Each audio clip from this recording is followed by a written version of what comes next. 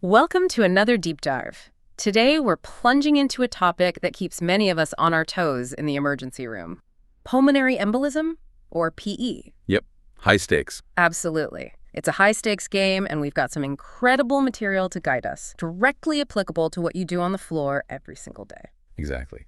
Our mission for this deep dive is really to extract the critical insights from this information. We want to equip you with the knowledge to navigate the complex world of PE diagnosis and management, especially in those crucial initial moments in the ER. Those first few minutes, yeah. We're talking about those gut feelings, and then backing them up with solid clinical reasoning. Okay, let's unpack this with a classic scenario. Imagine a 40-year-old patient on birth control presenting with shortness of breath after a long flight. The immediate thought might be clot, that little voice screaming in your head, right? But how do we move from a hunch to justified action without just, blasting everyone with a CT scan? Yeah, that's the balance. That's the core question we'll tackle, because in the ER, you're constantly making those high-stakes decisions, and the material dives right into answering that, starting with validating that initial gut feeling. It's true that clot screaming in your brain is a powerful instinct. But the information we've gathered stresses the importance of not just acting on a hunch. Right. So when that feeling hits, what do you do while waiting for labs or scans? How do you, the ER nurse, start building your case? This is where the simple, rapid bedside assessment comes in, even before an EKG, labs, or an IV sometimes. Okay. The material highlights key factors that immediately make a patient a significant risk for a large, symptomatic PE. These are crucial for a quick evaluation, helping you quickly identify who needs your urgent attention. So what exactly are we looking for in that rapid assessment? What are the key things? They're quickly scanning for a few red flags. Are they over 50? Is their heart rate over 100 beats per minute? Tachycardia. Is their pulse oximetry less than 93%? Hypoxic? Do they have unilateral lower extremity edema, that one-sided swelling? Yeah. Are they experiencing hemoptysis, coughing up blood? Okay. Have they had recent surgery or recent trauma? Are they on hormone replacement, like birth control? Right, the risk factors. And importantly, do they have a history of DVT or PE with similar symptoms?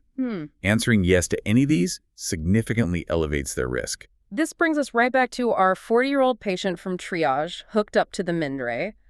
Her heart rate is 127. Her POX is 89%. Oof, yeah.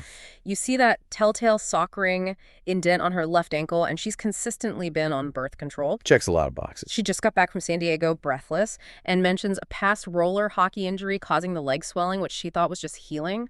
Here's where your instincts are confirmed. This is a patient who needs immediate attention. Absolutely. You get that line in, labs, and hook her up to the monitor, and oxygen wouldn't hurt either.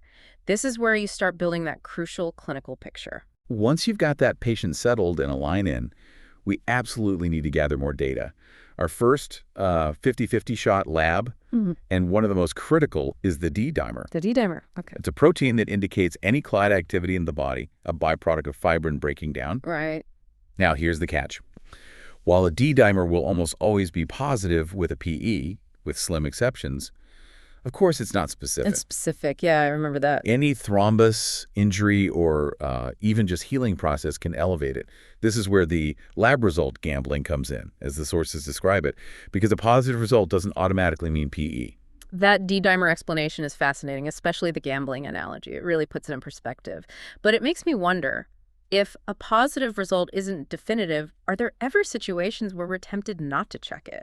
Or where a negative D-dimer might still leave us with a nagging doubt, given the high-stakes PE. That's an excellent point. And yeah, clinical judgment is still key. Yeah. Well, a negative D-dimer is incredibly powerful, especially with a low pretest probability. Like if they have zero risk factors. Exactly. But our sources do highlight certain scenarios, like maybe very small distal PEs or patients already on anticoagulation, where you might still proceed with caution, even with a negative. But for the vast majority of ER presentations, that negative result is truly a game changer for ruling out. Okay. The payoff, as the material notes, is what if it's not elevated? As one of our sources put it, I'd stop and buy a lottery ticket on the way home because that gambling is paid off. Love that. This isn't just a fun analogy. It highlights a crucial paradigm shift. Knowing when a negative D-dimer is your lottery ticket means you can confidently rule out PE in certain contexts. Right. Potentially sparing patients unnecessary radiation and lengthy ER stays a massive win for both patient safety and resource management. So the D-dimer gives us that initial critical yes or no for a clot, kind of. What other lab markers then help us further narrow down that differential, particularly when we're concerned about cardiac involvement? Good question. Beyond the D-dimer, other labs indirectly point towards PE as the differential narrows. Troponin and BNP, for instance. The cardiac markers. Yep. They often elevate due to right ventricular strain caused by those pressure changes in the pulmonary vascular system. The heart muscle literally gets stretched and damaged from trying to push blood through obstructed vessels. Makes sense. It's working harder. Exactly. And an ABG. That can confirm ongoing hypoxia and often reveals respiratory alkalosis as the patient breathes rapidly to compensate, blowing off too much CO2. When we talk about the body starving for oxygen with a PE, my mind immediately goes to the VQ mismatch. The material really breaks this down. Can you walk us through why that concept is so fundamental to understanding PE? Maybe a quick refresher. Absolutely. Let's connect this to the bigger picture. In a PE, we see dead space in the lungs. Dead space, okay. Meaning the patient is ventilating perfectly. Air is getting in, but perfusion is blocked. The blood isn't reaching those ventilated areas to pick up oxygen. So the air's there, but the blood can't get to it. Precisely. So effectively, parts of the lung become dead space for gas exchange, Yes. starving the body, even if the patient is breathing hard. Think about oxygen saturation and exertion. A healthy person's hemoglobin is, 97, 100% saturated? With exertion, O2 demand increases, and a healthy individual quickly rebuilds their reserve. Someone with a PE struggles to return to baseline, which perfectly explains why they report shortness of breath with exertion. The body just can't keep up. That clicks. The body doesn't like changes, especially to something as basic as oxygen. And what about that classic textbook sign, the feeling of impending doom? Oh, yeah. That one always stands out. This isn't just a feeling. Our sources reveal it's a critical physiological alarm bell. It's tied directly to the acute heart strain and shock caused by the physical blockage overwhelming the brain, triggering that sympathetic response. For you, the nurse, it's a clear signal that the patient's body is in profound distress, demanding immediate, aggressive intervention, often preceding a crash. It's a true insight into the patient's internal state that validates your urgency. So you've got a high-risk patient, you've started labs, and your instincts are screaming PE.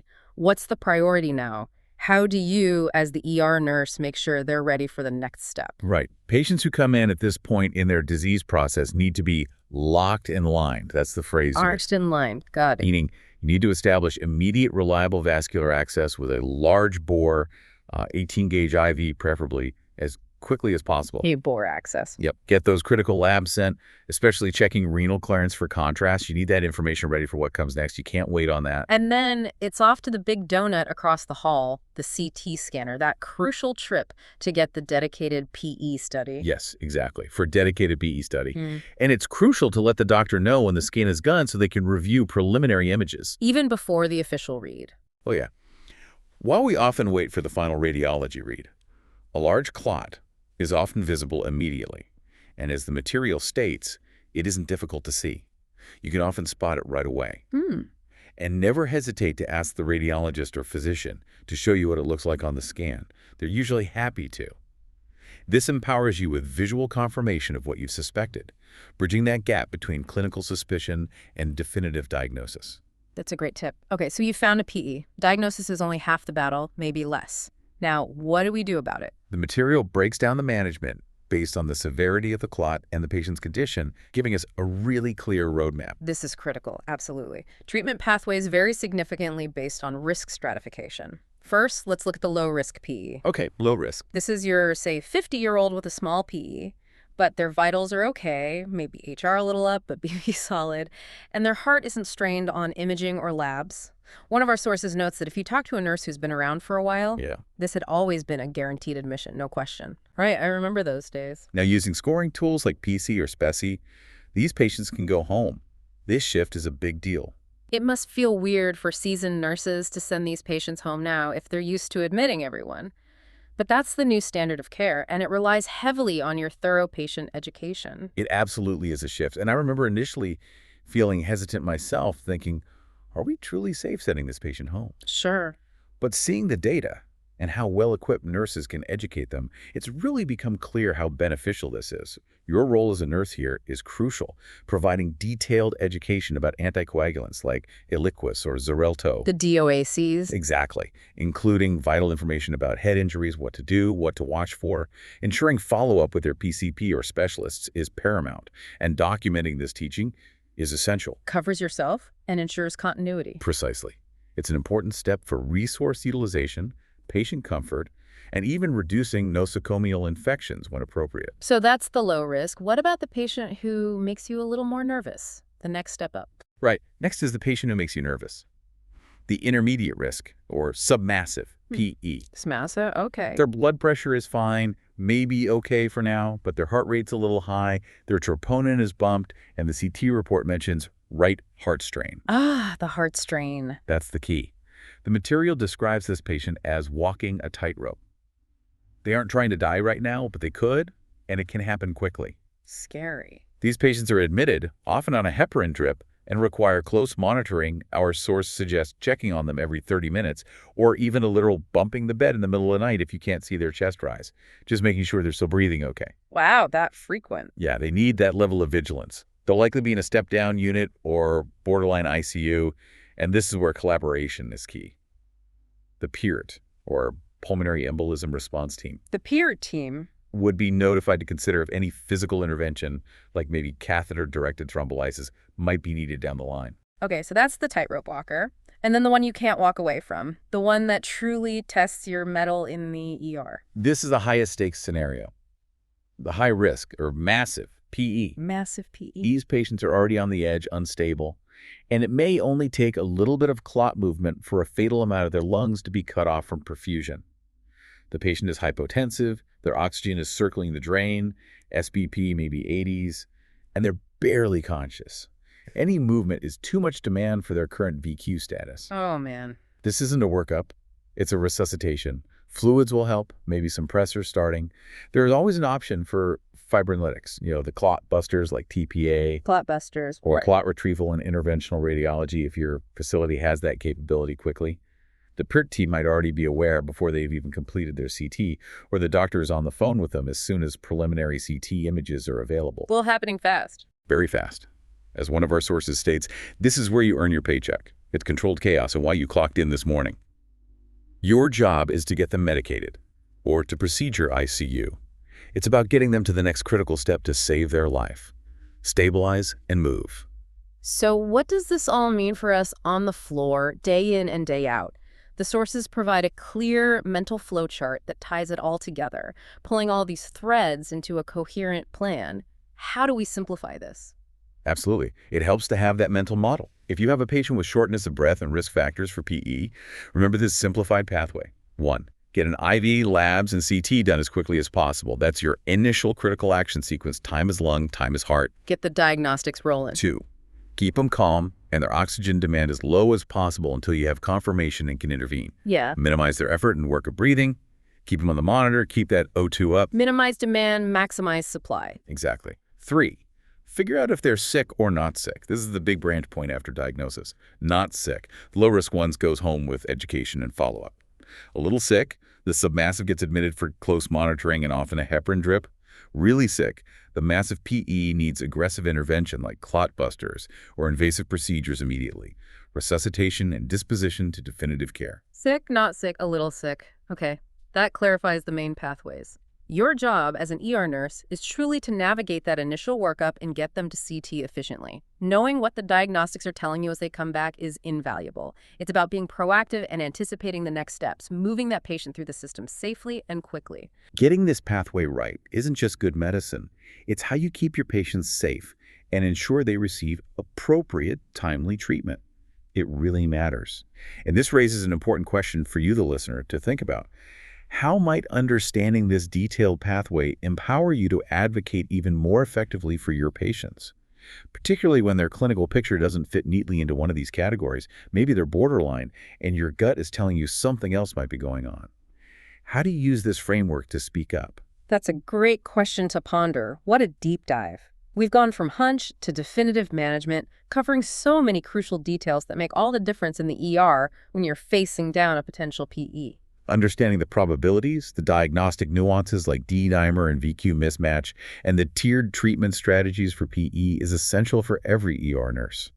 It truly transforms the way you approach these critical cases, Absolutely. empowering you to act with confidence and precision.